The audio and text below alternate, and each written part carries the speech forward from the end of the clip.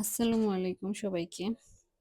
তোমরা কেমন আছো? আজকে আমি একটা নরমাল রেসিপি নিয়ে এসেছি। লাল শাক দিয়ে চিংড়ির ঝোল।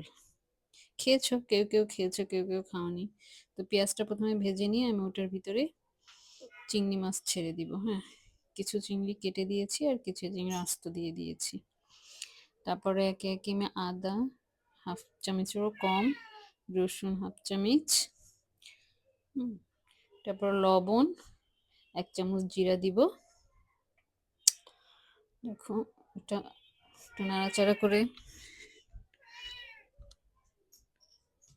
এখন জিরা দিয়ে দিচ্ছি।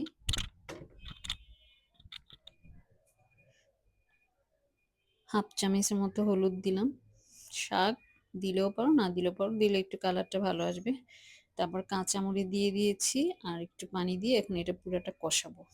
পুরাটা একদম কষে যখন একদম মশলাটা ঘন হয়ে আসবে, তেল ছাড়বে, তখন আমি লাল শাকটা দিয়ে দিচ্ছি।